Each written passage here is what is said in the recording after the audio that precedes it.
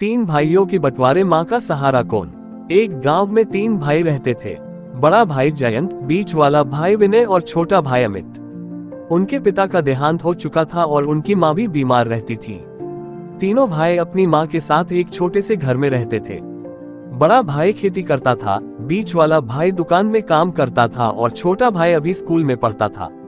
एक दिन उनकी माँ ने उन्हें बुलाया और कहा कि अब समय आ गया है कि वे घर और जमीन का बंटवारा कर लें। तीनों भाई इस बात पर सहमत हो गए। उन्होंने घर और जमीन को 3 बराबर हिस्सों में बांट लिया। बड़े भाई को घर का सबसे बड़ा हिस्सा मिला, बीच वाले भाई को बीच वाला हिस्सा मिला और छोटे भाई को सबसे छोटा हिस्सा मिला। बंटवारे के बाद तीनों भाई अलग अलग रहने लगे। बड़ा भाई अपनी पत्नी और बच्चों के साथ घर के बड़े हिस्से में रहने लगा। बीच वाला भाई अपनी पत्नी और बच्चों के साथ घर के बीच वाले हिस्से में रहने लगा और छोटा भाई अपनी माँ के साथ घर के सबसे छोटे हिस्से में रहने लगा। कुछ समय बाद तीनों भाइयों के बीच मतभेद होने लगे।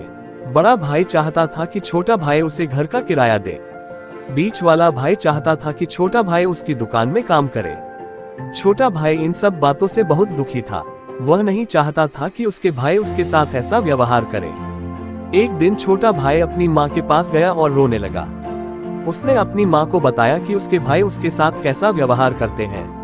माँ ने अपने बेटे को गले लगाया और कहा कि चिंता मत करो, मैं तुम्हारे साथ हूँ। माँ ने अपने तीनों बेटों को बुलाया और उन्हें समझाया कि भाईचारा सबसे महत्वपूर्ण है।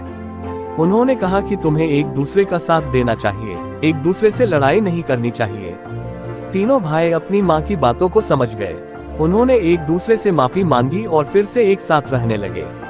ये कहानी हमें सिखाती है कि भाईचारा सबसे महत्वपूर्ण है। हमें एक दूसरे का साथ देना चाहिए, एक दूसरे से लड़ाई नहीं करनी चाहिए।